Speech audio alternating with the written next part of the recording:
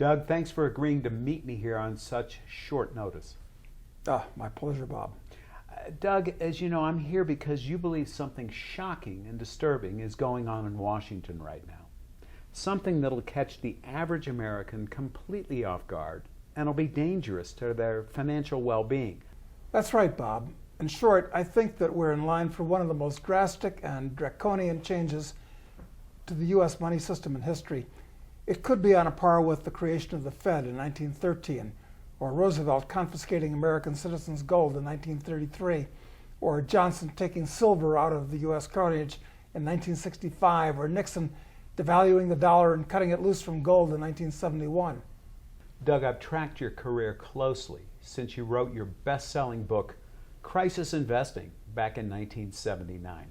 I know you're not one of those gurus who make huge predictions just to get in the spotlight. When you make a prediction, more often than not, history has proven you right. For example, in your book, you warned corporations would go belly up on a massive scale, but that the government would bail out those which are most inefficient. Sure enough, the S&L crisis ensued with over 1,000 bankruptcies, followed by the Bush bailout in 1989. Well, a good economist, among other things, anticipates not only the immediate and direct consequences of government actions, but the indirect and delayed consequences as well. Unfortunately, most of the economic pundits you read about are actually just political apologists. Doug, you've issued at least one major prediction in each of the last 4 decades. Let's take a quick look. In 1989, 9 months before the fall of the Berlin Wall, you wrote, "The Soviets are likely to see their country break up into its many constituent parts over the next few decades." November 1999, 4 months before the NASDAQ lost over 60%, you said, "Almost every one of the internet stocks is a burning match." You said we'd see, quote, "a 95% plus meltdown among the survivors, with many disappearing totally." Amazon, one of the survivors you specifically mentioned, was overpriced at the time, fell 93% over the next 18 months. Uncanny. But it's not all gloom and doom. The same year, you made a strong call for gold. You wrote, "I think the price of gold is at the bottom, and over the next few years, it's not just going through the roof, but to the moon." Sure enough, gold was trading for $259 at the time, but it eventually rose to $1,900, offering those who followed your advice the chance to turn $10,000 into more than $72,000.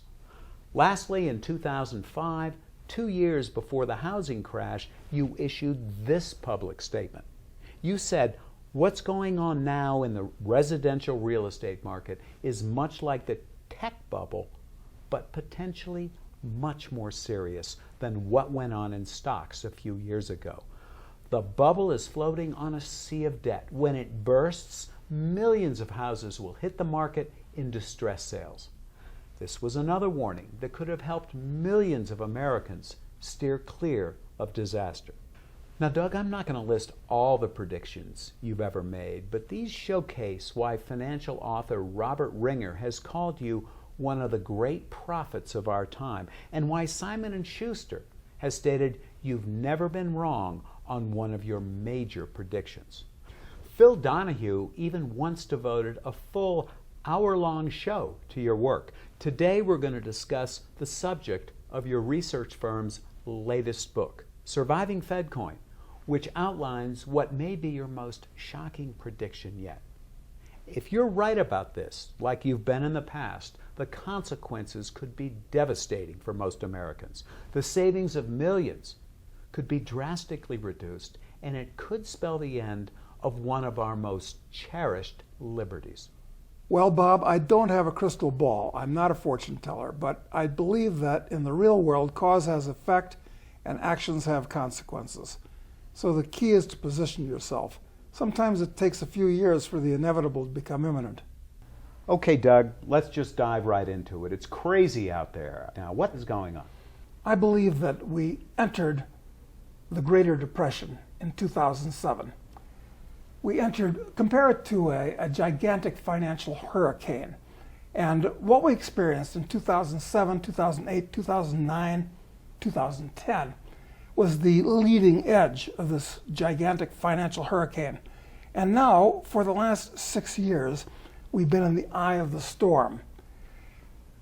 I believe at this point, we're entering the trailing edge of the hurricane, and it's going to be much different, much worse, and much longer lasting than the turbulence we experienced back in 8 and 9. The eye of the storm was caused by governments around the world, not just the US government, but the Europeans, the Chinese, the Japanese, all of them, and minor governments as well, creating trillions and trillions of currency units that they cast upon this financial hurricane like oil on water. And it made things seem better than they were. It made people feel that they were richer than they were for this last 6 years in the eye of the storm. But it's going to be, I think, the biggest upset in economic history, much bigger and much worse than what we experienced during the last Great Depression from 1929 to 1945. Worse than the 29 depression? Yes. How bad can this get? The bond market is in a super bubble at this point, not just a bubble. The real estate market, which floats on a sea of debt at these very low interest rates, is in another bubble. The stock market, it's a speculation at this point. People forget that in between 1929 and 1932, the stock market collapsed 93%. When the banking crisis hit Cyprus 3 years ago, this is rather unbelievable, but it's true. The stock market in Cyprus collapsed almost 99%. So anything is possible in circumstances like this. In 2008, in September, it's acknowledged by members of the Federal Reserve that we came within hours of a total collapse of the financial system. AIG, Merrill Lynch, Goldman Sachs, commercial banks, they came within hours of a total collapse. Why? Well, one of the reasons why is, as Warren Buffett has pointed out, there are about, at this point, much more than there were back in 2007 and 8. There are about $1 quadrillion worth of derivatives. These are very complex contracts that one financial institution owes another, who sells it on to the next one, who sells it on to the next one. It's a gigantic daisy chain. And if just one of these institutions can't make a payment, the next guy can't make a payment, and the next guy. And when you go to redeem or cash your paycheck at Citibank or whoever, what are they going to give you? They're bankrupt because of the people not being able to pay them. This is how it all comes down, and the banks actually close. This is what the fractional reserve system is about. The U.S. at this point is a ticking time bomb from a financial, from an economic, from a sociological, from a political point of view. It's a very dangerous situation. I'm not talking about 5 years or 10 years from now. I'm talking about going back into the trailing edge of the storm in a matter of months. So let's talk about this change in the U.S. money system. Doug, what do you believe is going to happen? Well, the monetary system itself is extremely unstable. And money is the lifeblood of an economy. And you poison the monetary system, it's like getting blood poisoning. It'll kill you eventually. We're seeing this now. The dollar has lost about 97% of its value since the creation of the Federal Reserve in 1913. That trend is not only going to continue, but at this point it's going to accelerate rapidly. One of the things that's helped a lot recently is the fact that it's the world's reserve currency. There are about 10 trillion US dollars outside of the US. This is a big problem because the major export of the United States for the last 30 years has been dollars. The nice Japanese send us Sonys and Toyotas, and the nice Germans send us Mercedes, and we basically just print up dollars and send it to them.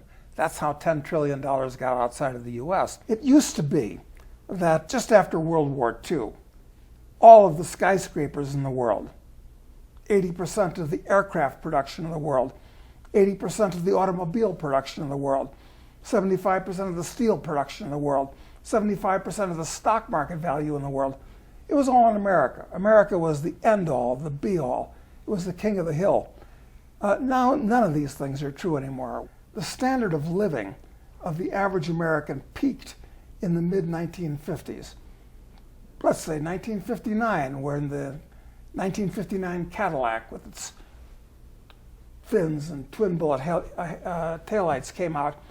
And if it peaked then it started heading down in earnest in about 1971 with the devaluation of the dollar. And unfortunately, the dollar rests on nothing more than confidence, because it's an IOU nothing.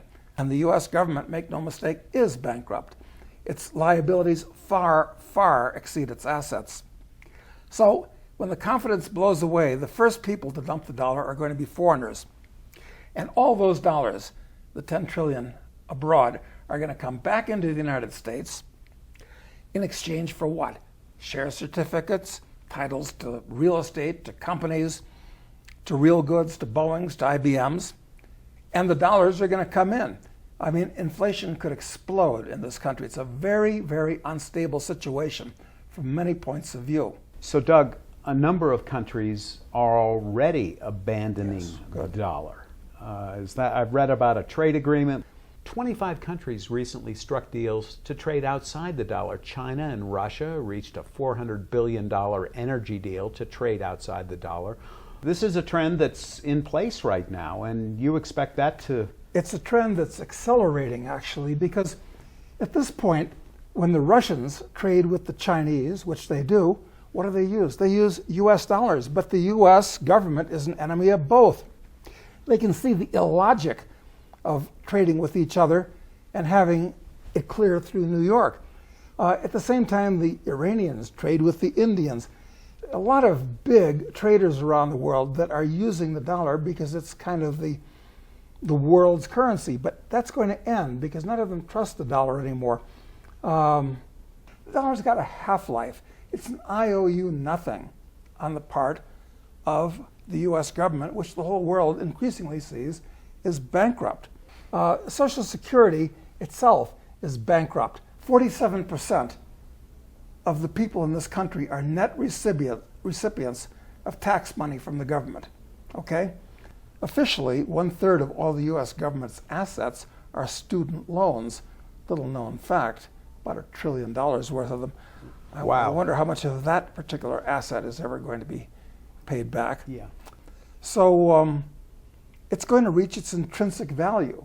And unfortunately, since the dollar is backed by nothing, and we're running massive deficits every year, even during these relatively good times since 2010, I'm afraid that the dollar is going to be destroyed.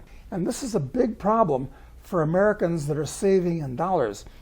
Because if you're a productive citizen, you produce more than you consume, you save.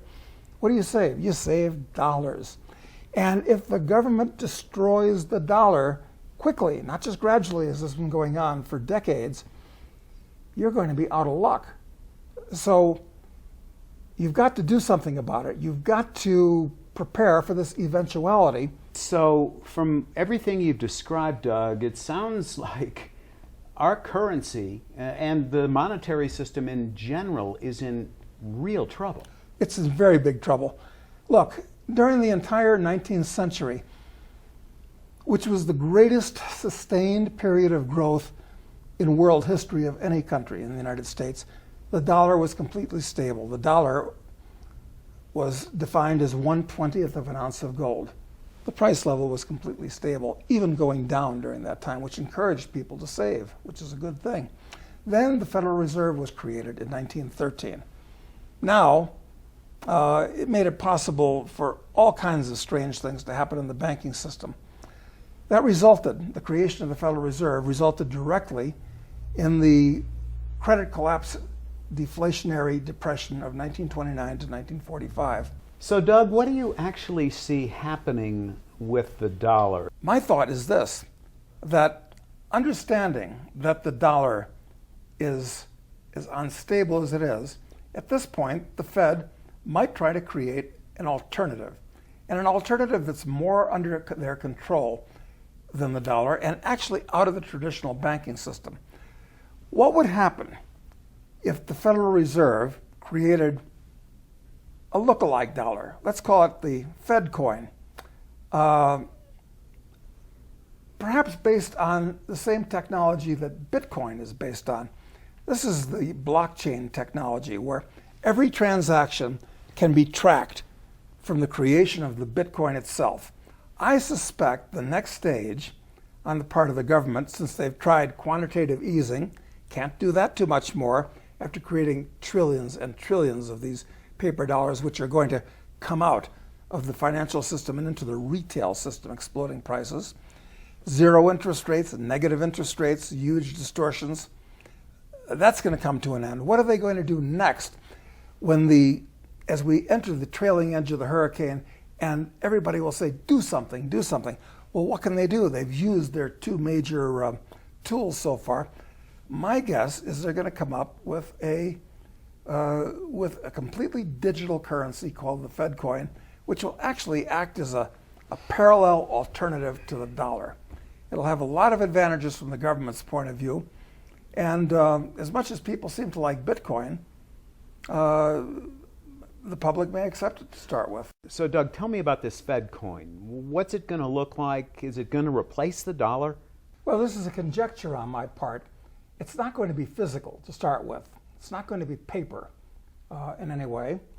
It's going to be something that you're going to have on your smartphone, or let's take this to the next level, as outrageous and scary as it may sound.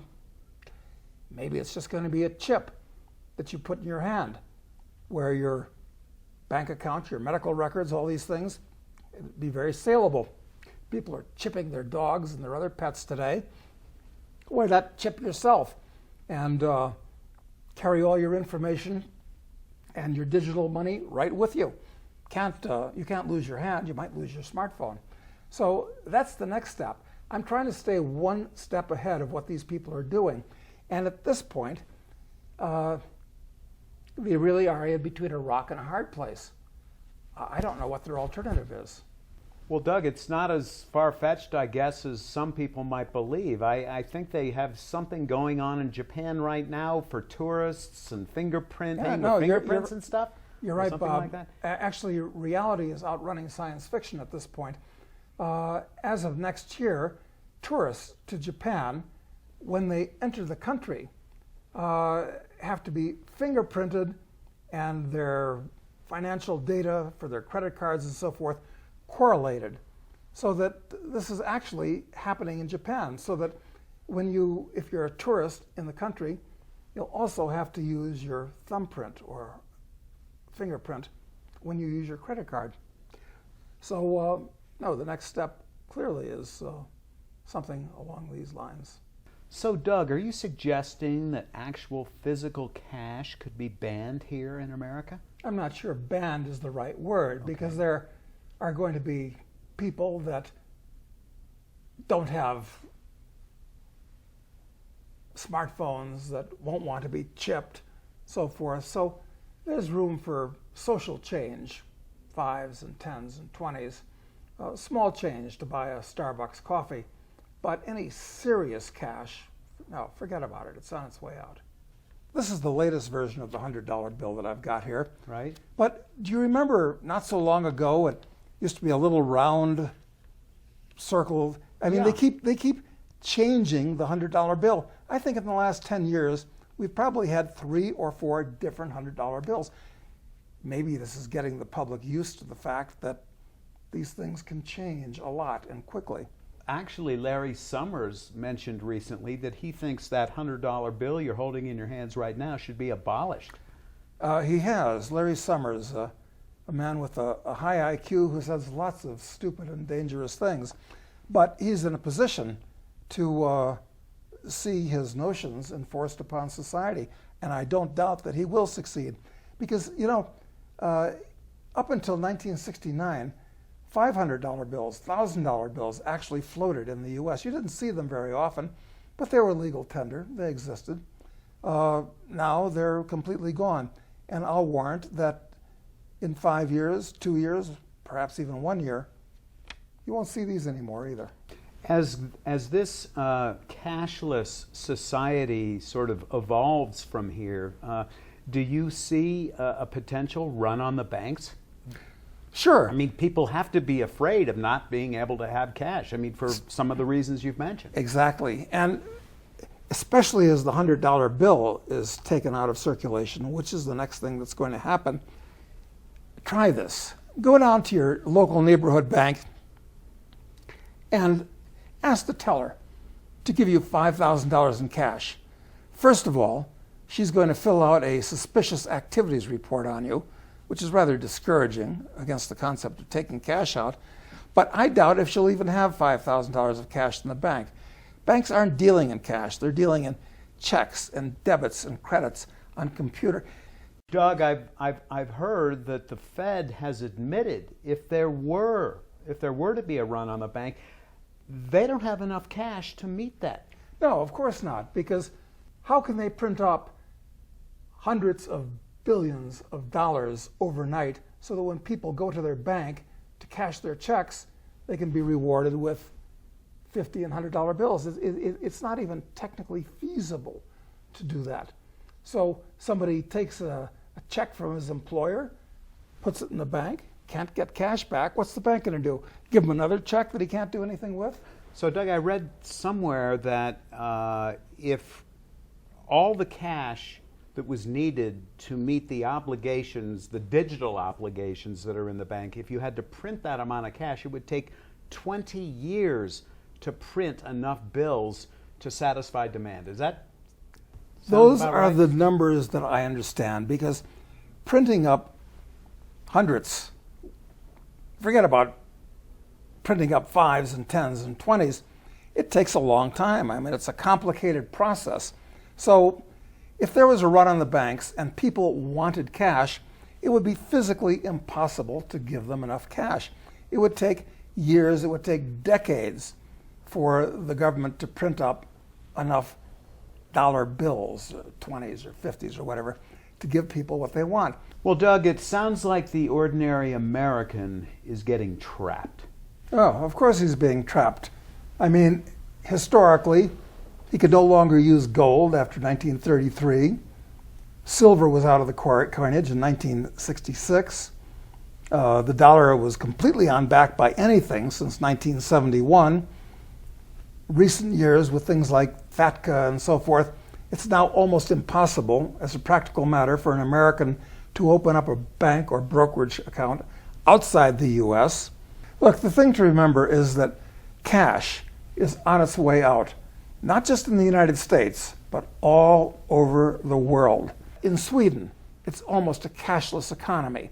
In France, in Italy, in Spain, it's illegal to transact for more than 1,000 or 2,000 euros of cash. The euro, the 500 euro note, is being phased out. The reason for this is that if the banks are untrustworthy and interest rates are zero or negative, why leave your money in a bank? It costs you less to put it under your mattress, actually. So, but they don't want people to have cash. Why? Because they say a cash economy facilitates tax evasion. It facilitates underground transactions. It facilitates drug transactions. It facilitates terrorism, where $100 bills are passed around in suitcases and so forth. So they'd like to kill all currency. Now what are you going to do? You can't leave money in the bank because you're getting zero or negative interest rates.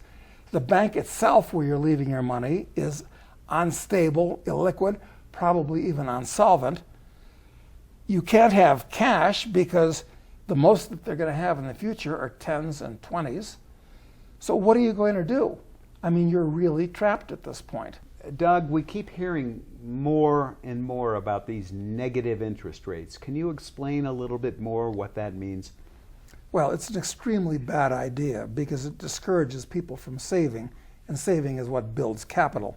So it's very destructive for the economy, actually for civilization itself over the long run. But the idea is that they're trying to encourage people to consume more. It's actually bizarre. They're trying to encourage people to save less and consume more, even though the way you become wealthy, whether you're an individual, a company, a country, is by producing more and consuming less.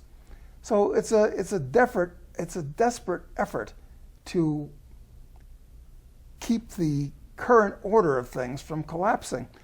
But the more of this type of thing they do, the more certain the collapse becomes and the more devastating it'll be when it does unfold. And I think we're right on the edge of it now. So, Doug, what's the advantage of the FEDcoin, if you will, from the Fed's point of view? Oh, it's a huge advantage for them because in the 2008 crisis, they like to blame a lot of the problems on a lack of transparency. But with blockchain and the FEDcoin technology, they can see everything everywhere. So it's complete transparency where they can see everything everywhere that everybody's doing. It's a parallel system relative to the one we have right now, where if anything goes wrong with the US banking system, the US insurance system, you've got the FEDcoin as a backup. FEDcoin gives them an extremely powerful button to control society and control its individual members. So a lot of advantages from their point of view, and no more bank runs. How can you have a bank run when the cash can only be divvied up in digits, which other people have to take? The bank can't run out of money because there is no money. There is no cash. I mean, it's diabolical in its simplicity. Well, Doug, it sounds like a real benefit. I'd say that it's very dangerous. Without cash, you have no privacy. If you have to put everything through a bank account, the government knows exactly what you're buying, what you're selling, how much you're earning. They're in complete control, able to take what they want out of it, including your entire account if you become politically undesirable. There's no reason to trust a digital, computerized economy. As the National Bank of Bangladesh found out not very long ago, they had $81 million deposited with the New York Fed. The New York Fed was hacked, and the National Bank of Bangladesh lost $81 million. Have they gotten it back? No. Will they get it back? No. This can happen to anybody in any bank. This is another advantage of having cash. Sure, it can be stolen, it can be lost, but the size of the thefts that can be conducted electronically in today's world absolutely dwarf any problems that you'd have with cash. Doug, David Walker, the former comptroller of the U.S. currency, said that taxes in America would have to double or America would go bankrupt. I've heard that this cash economy, this barter economy, takes $400 to $500 billion out of the hands of the government every year. Oh, and I'd consider that a good thing because people are using that money productively, whereas if the government took its cut out of everything, there'd be that much less that could be used by people to get goods and services that they want and need. This is another reason why the government is going to look to put blockchain in there, because it'll be impossible to escape the tax dragnet with no cash to trade. It'll be barter or use FEDcoin.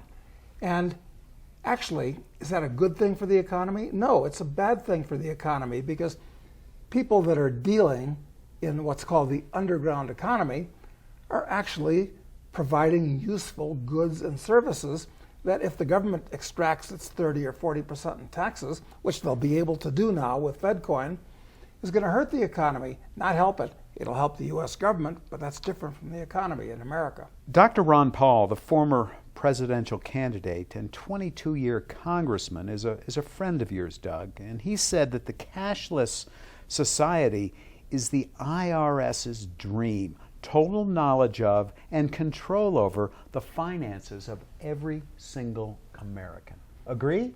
Well, I completely agree. And Ron Paul is one of the few decent people that have actually circulated in Washington in recent decades. He's completely right. This is an extremely dangerous development for the average American.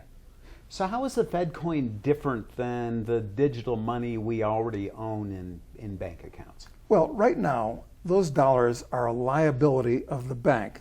The FEDcoin's different because it's not a liability of a commercial bank. It's a direct liability of the Federal Reserve, number one. Number two, it's going to use blockchain technology, which makes it totally trackable, unlike dollars today. So those are two huge differences.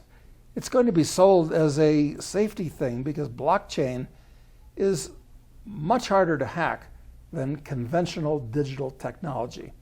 So this is another reason why they're going to want to go in this direction. It's for your own safety.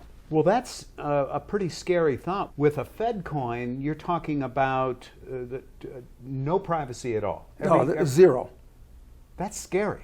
Well, not only that, but as an innovation, it's much more convenient for them to create them, to debit them, and credit them. They're really going to be in control of everything at that point. At least now, your dollars are good outside the U.S.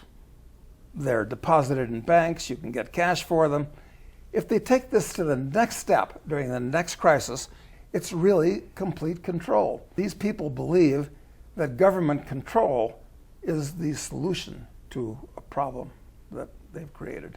So the privacy out the window with FEDcoin. I read somewhere that they have a way of controlling how digital currencies, where they can be spent or what they can be spent on. Is that an element of control that the feds could possibly put into this new currency? Of course.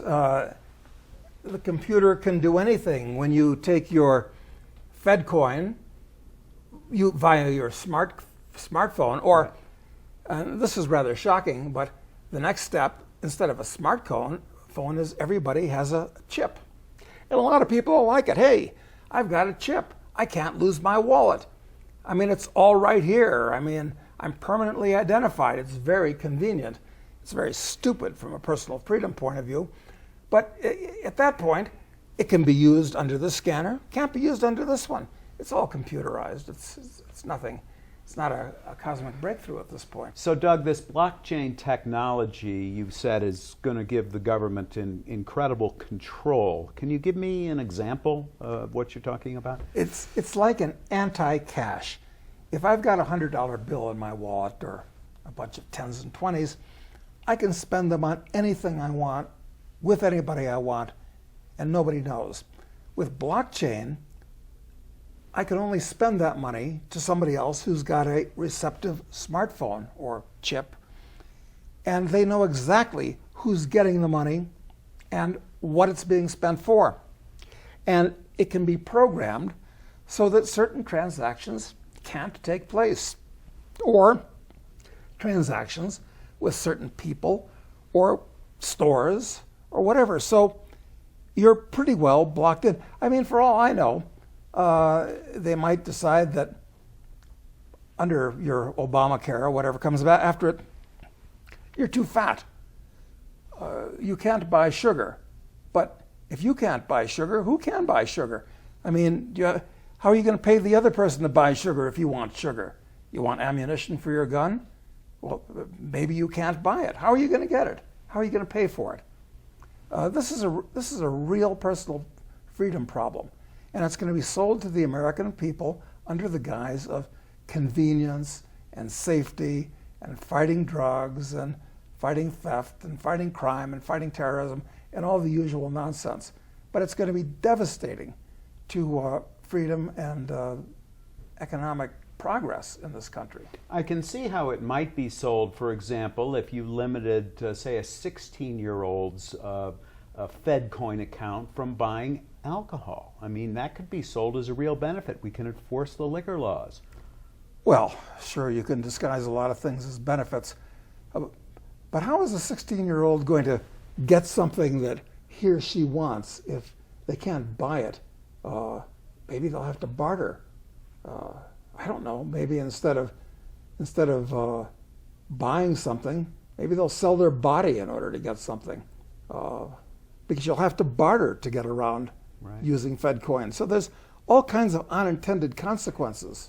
Well, I know with the food stamp program already, there are certain prohibited transactions. You're not allowed to buy liquor with food stamps. You're not allowed to, say, spend your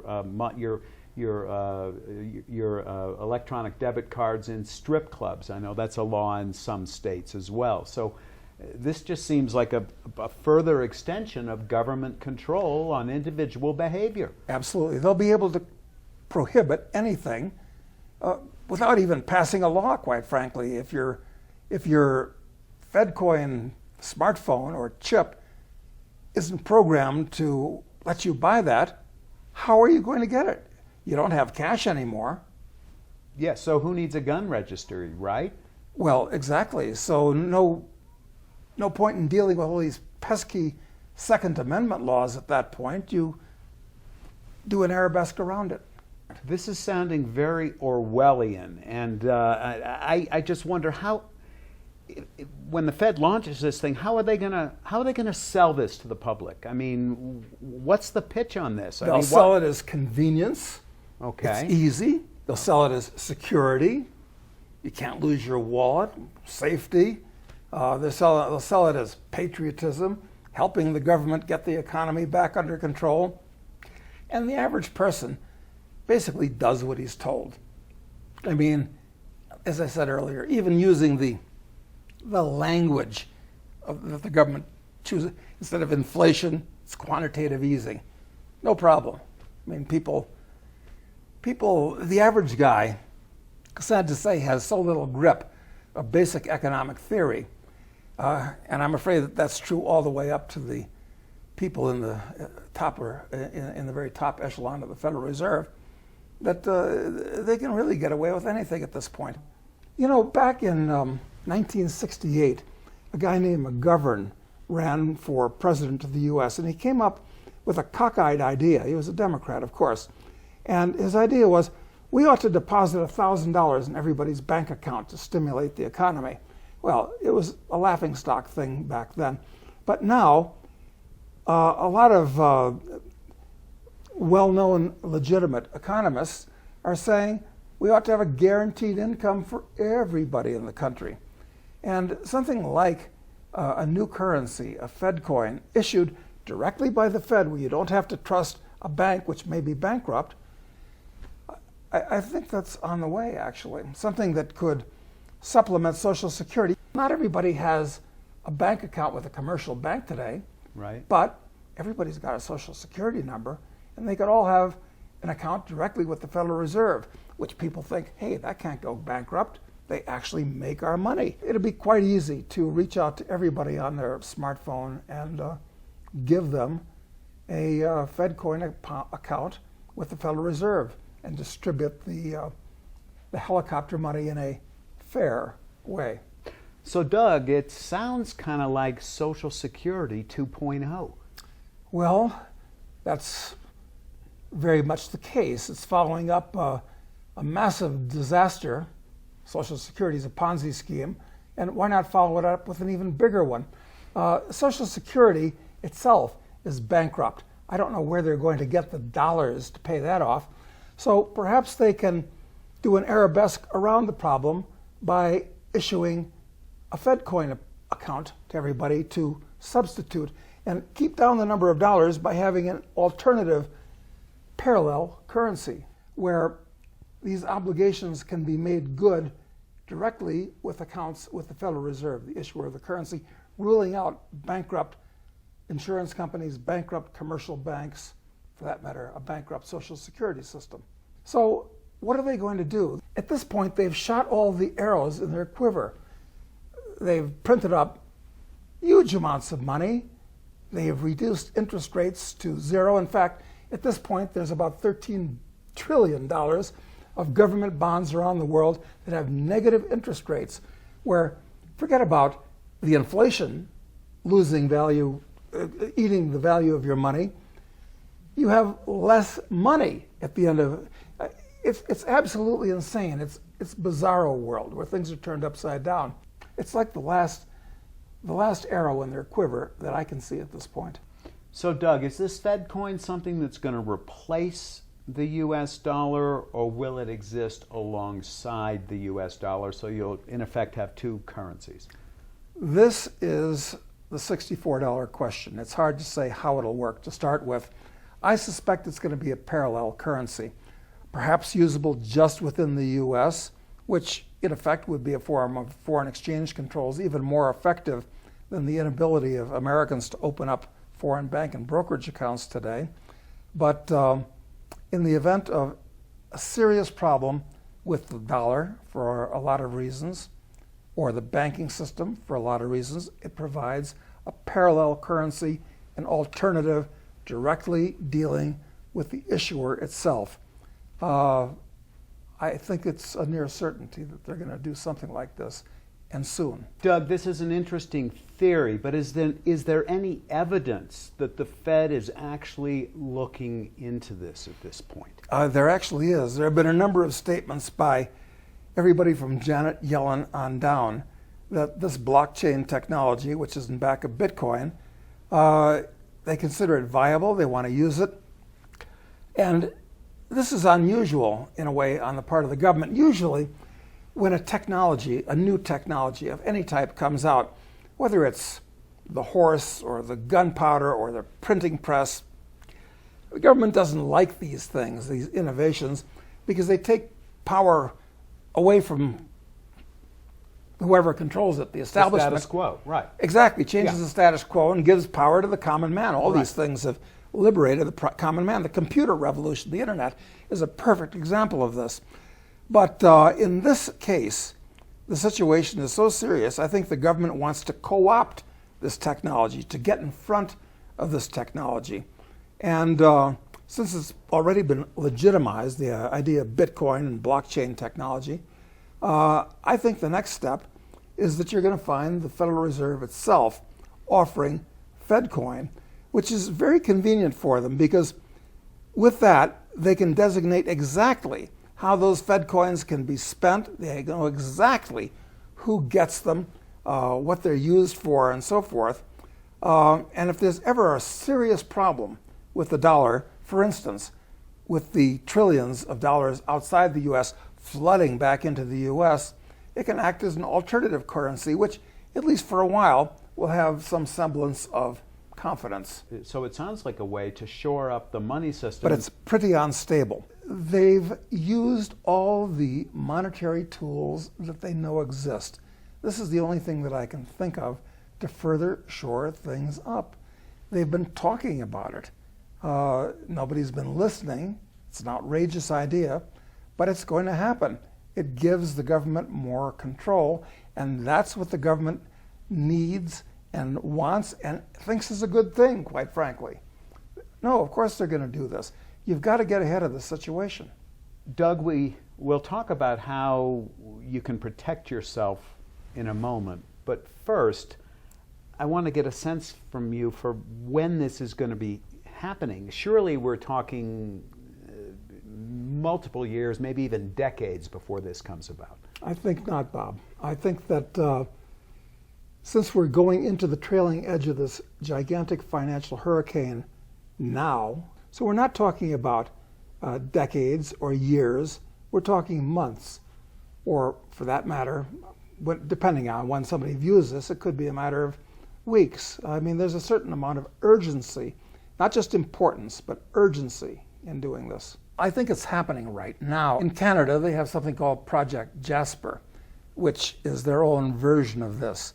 The Chinese have announced that they're planning on a blockchain type currency. The same thing. They've said that they want to see this happen as soon as possible. The British have made an announcement along these lines. This is seen as a worldwide solution, part of the globalist solution to problems. You don't see this widely reported in the media, but it's happening all around us at this point. So it's going to happen here. Look, in June of 2016, Janet Yellen and dozens of other central bankers met with the top experts in the blockchain area, including the people that are in back of Bitcoin at this point. It's happening now. The technology is there. But my question to you is, wouldn't it take a long time for an infrastructure to be put in place to allow the FEDcoin to, to be distributed?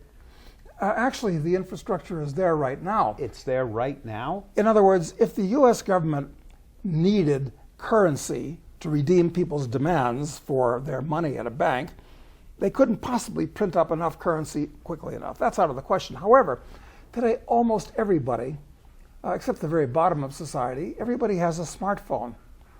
And the blockchain technology has been active and used now for a decade. Now, Doug, just so I understand what's going on here, so the Fed has run out of policy tools. They've printed trillions of dollars, interest rates are basically at zero, and soon they may have to go negative in an effort to stimulate the economy, but they won't be able to do so without banning cash. And then they're going to come up with a new currency, a FEDcoin that traps people's savings. Essentially, this could be the ultimate confiscation and control tool.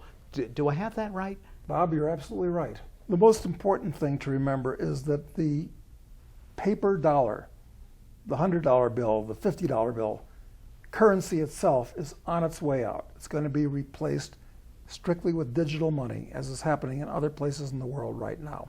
This has got very serious consequences for you on all levels. So plan your life around that. So, Doug, is this going to be a total reset?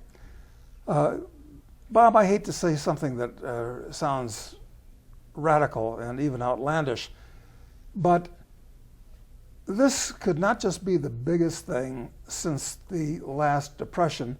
This could be the biggest thing since the Industrial Revolution, with all kinds of consequences. It's going to be a massive storm with unpredictable consequences. I hope that doesn't happen, but I'm not even so much worried about the financial and economic aspects of this as I am the social and the political and the military aspects of it. This is one of these turning points where things could get completely out of control. Now, Doug, let's move on to what people can do to protect themselves. You've been studying currencies and their effects for 40 years. Because you've lived in 10 different countries and visited 175, you've personally gone through 3-4 currency crises before. You've seen the ravages firsthand, but you've also seen the flip side, how if one is carefully prepared, you can actually come out way ahead. In fact, in the 80s, you took advantage of a crisis in China and turned $30,000 into $950,000. Now, the research firm you founded, Casey Research, just put out this new book that outlines your 4-step plan to surviving a currency crisis. It's called Surviving FEDcoin: How to Protect Yourself and Profit from the Coming Currency Change. You're making this book available for free to everyone at home. Let's go over the plan. Well, I'm not trying to be an alarmist. I'm just trying to anticipate where the current trend is going. And all the current trends that I'm looking at are accelerating in one direction. There's a 4-part program that I put together. First of all, you've got to look at where you are in the world today. What do you own? Where do you live? If you have 2 cars, 3 cars, a bunch of flat screen TVs, too much junk around the first thing is liquidate. I think that you should take everything that you don't really actively need or want and get rid of it. Get fighting fit, get slim, turn it into cash. It'll liberate you psychologically, it'll liberate you financially.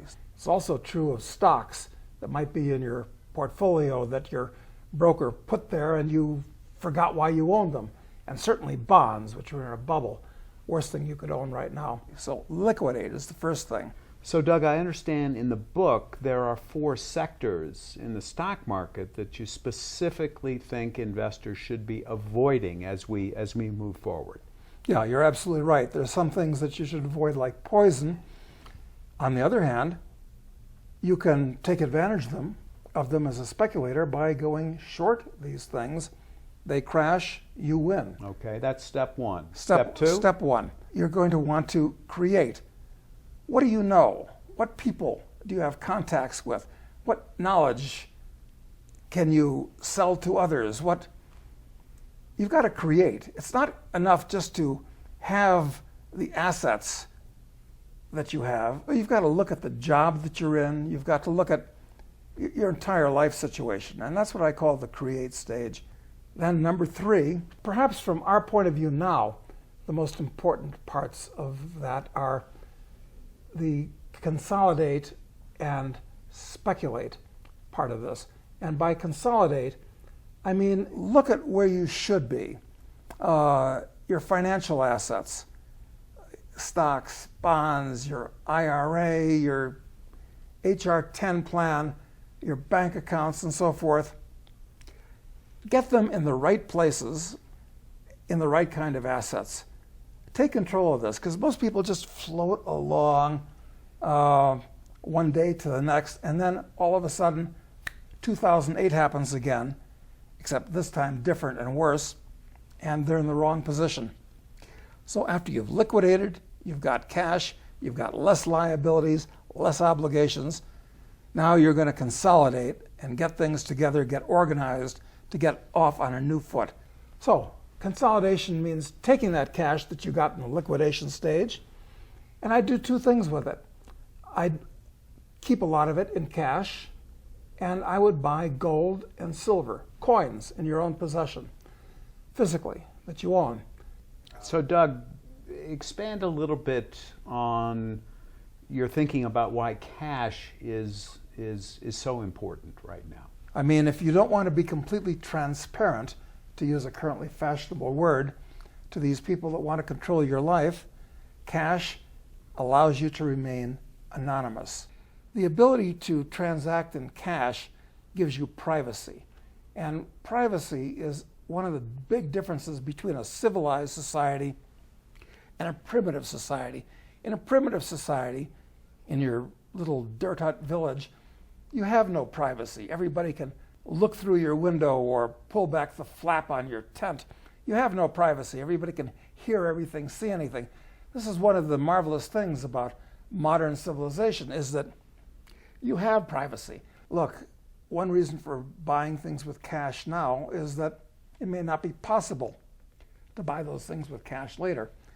I'm not sure what percentage of the population owns a gun, but I think that any free man should be in a position to defend himself.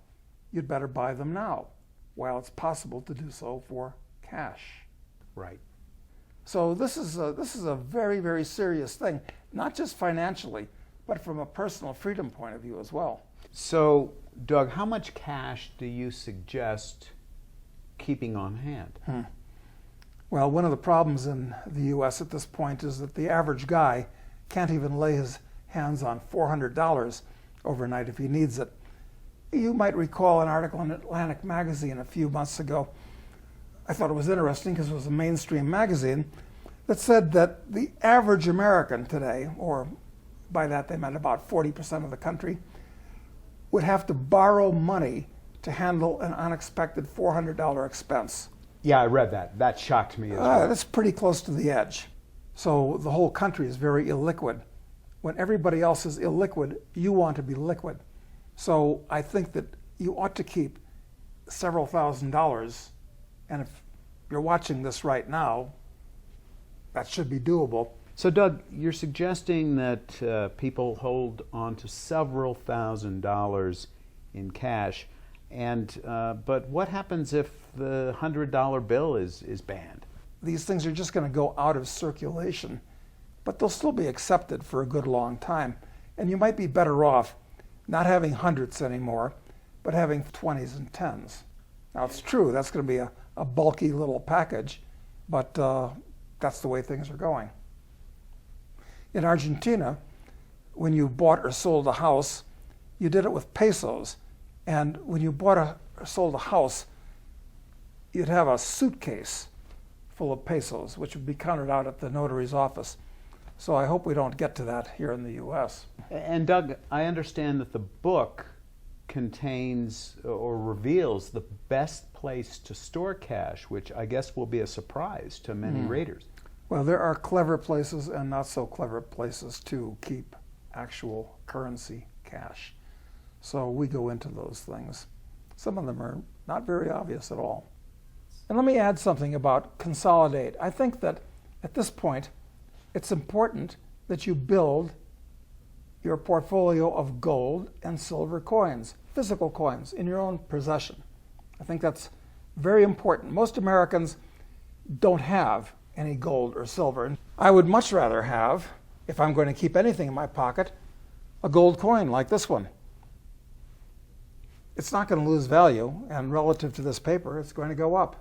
You're going to want to own a lot of gold and silver coins, as many as you can afford, in your own possession, because they're like the anti-FEDcoin. Gold and silver are the only financial assets that are not simultaneously somebody else's liability. And they're not digital, so they can't be controlled and tracked the way FEDcoin and digital currencies can be. So that's why they're an essential part of your consolidate position, as well as having some actual paper cash. So Doug, if we go the FEDcoin route, you're suggesting that individual investors get their hands on gold coins and silver coins, but isn't it possible that the U.S. government will confiscate gold the way they did back in 1933? Well, that is one of the problems that we're dealing with now. It's that the U.S. government can and thinks that they should do anything that they want. So sure, that's possible. But that's all the more reason when you buy your gold to buy it with cash, so that there's no record that you own it. You reveal in the book one last place where you can buy untraceable gold. That's right, and you ought to do it now. Beat the last minute rush. Do it while still possible. I'm not so worried about the government confiscating a few gold coins, or even a lot of gold coins from individual citizens, because Americans that own gold today generally own it through ETFs. And most of the gold that those ETFs own is paper gold traded on the futures exchanges. So if the government really wants to confiscate gold this time, they're going to do it through publicly traded vehicles like ETFs and the futures exchanges. I don't think they're going to go rummaging through people's individual houses looking for a few gold coins. But that's why you want to own gold coins in that form, in your own physical possession, as opposed to some paper product through your broker. So Doug, I understand that the banks are actually following your advice. They're loading up on physical gold. I understand that HSBC has bought 4 tons, Goldman Sachs has bought 3 tons, so they're loading up on the physical stuff, not on the ETFs. And it's not only commercial banks like them, the central banks of advancing countries like China and Russia, India, Thailand, these central banks are all buying gold as well. And you might wonder, why are they doing that? It's because gold is the only financial asset that is not simultaneously somebody else's liability. And in a world that is as head over heels in debt as this one is, that's critical. No counterparty risk. Exactly. There's no daisy chain to break with derivatives and so forth. So Doug, this FEDcoin seems inevitable to me after our conversation here, but let's just assume that it doesn't happen. Can you still make a case for owning gold? Oh, absolutely. I mean, I think FEDcoin is going to happen, and that's going to accelerate all these things. But I think that you're going to see gold in this next cycle $2,000, $3,000, $4,000, $5,000 an ounce. It's going to be a seemingly insane number. there's going to be a panic into gold. And it's going to happen not just from greed as people see it going up relative to the dollar, but it's going to happen from fear as well. And it's going to happen from prudence in addition. So you're going to have three emotions acting on this gold bull market at the same time. Doug, I understand that the book reveals the top 4 gold coins that the novice investor should consider purchasing. Yeah, that's true. And we also cover some more obscure, but in many ways more interesting types of gold coins as well, all with very low premium above their slated dollar value. You also go into the cheapest way to legally buy gold coins in the United States. Like almost anything else, there are smart ways and not so smart ways to do things. So we absolutely try to cover the practical aspects of all this in addition to the theoretical possibilities we've been talking about. So Doug, are you suggesting that people buy gold now, or is this something they can do in a few months? Or I think it's going to go up several 100% from here. So the time to buy it is now. Don't delay. Don't look for a retrenchment. If a retrenchment occurs, use it to buy more. But no, you want to act now, you want to buy now, because it may become impossible to buy gold in the future. I mean, this recently just happened in Sweden. The largest gold dealer in Sweden, their bank accounts were frozen for no reason other than the Swedish government no longer wants to see gold purchased. And this is likely to happen other places. So we're trapped increasingly like lobsters. The government never controls itself. It only tries to control its subjects. And that's the problem. So this new environment that we're going into is going to require a dramatic change in the way people invest their money. And not only that, Bob, but it's going to take a huge change in the way they think. People have been hardwired to think in terms of the stability that used to be, but that stability is gone. So they're going to have to change not just their investments, but their whole mode of thinking. They've been guided down the primrose path by the people that control the Treasury Department and the government and the presidency. I mean, if there was any justice in the world, many of these people would be hung from lampposts by their heels. In a time like this, the markets are going to be going up and down like an elevator with a lunatic at the controls. That's bad news from the point of view of most people, because it's a very unstable, unpredictable situation. So you've got to learn to think like a speculator, and that's number 4, speculate, which is to say capitalize on these politically caused distortions, which we're going to see in the market. Because if the stock market falls 80%, that's a disaster if you own stocks. But if you saw it coming and you get short the stock market or buy puts in the stock market where most people are losing 80%, maybe you're quintupling your wealth in the same time. Same thing in commodities, bonds, real estate, and so forth. It's increasingly less possible to invest in the manner that Warren Buffett has made famous. It's no longer possible as they're in the process of destroying the currency. Now, that's bad news for most people. The good news is that it's going to present some tremendous speculative opportunities where instead of, like most people, saying, all right, I'm going to take $100 and hope to earn $10, risk 100 to get 10, in this environment, a speculator is going to be able to take $10 and hope to gain 100. If you can change your mindset, there are going to be tremendous opportunities. Can you give me an example? One of them, which I've specialized in for many, many years, is junior gold mining stocks. They're the most volatile class of securities on the planet, bar none. And as we speak right now, they're very cheap. And there's every reason to believe they're going to go on a manic run in the future. So this is one area I like a lot.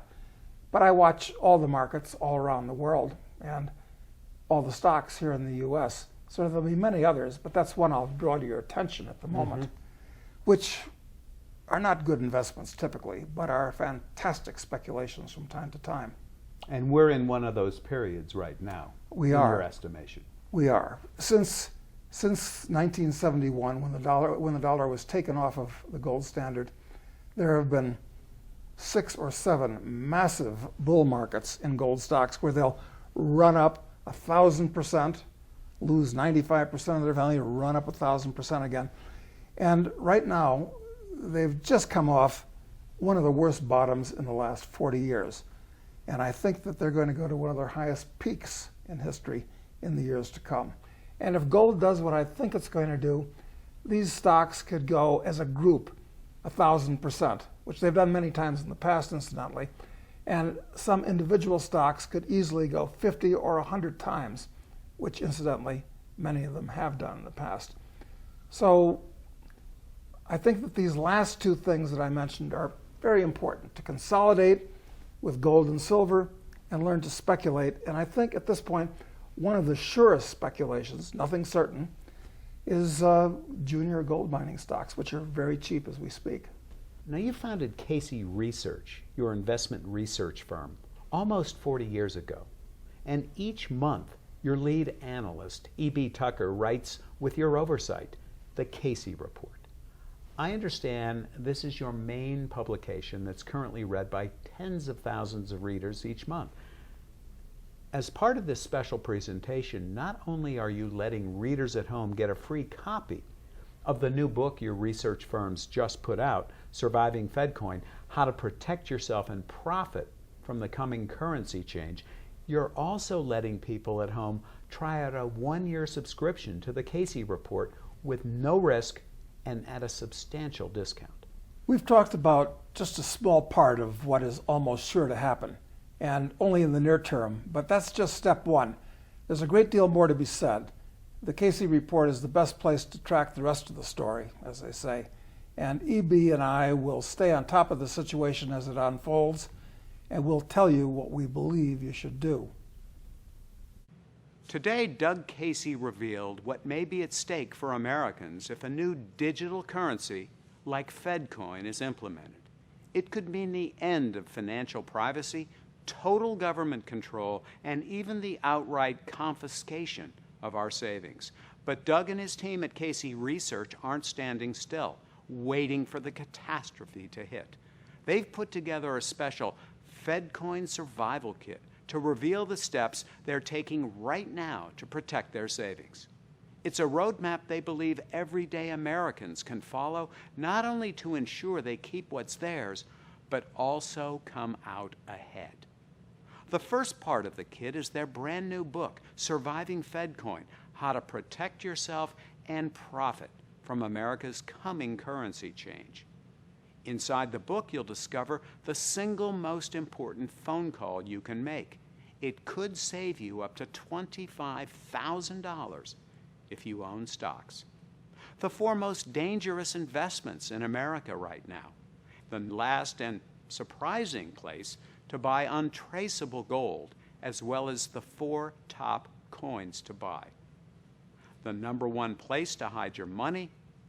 The 3 best crash-proof companies to add to your portfolio right now, as well as the number 1 alternative currency to own for surviving a currency crisis.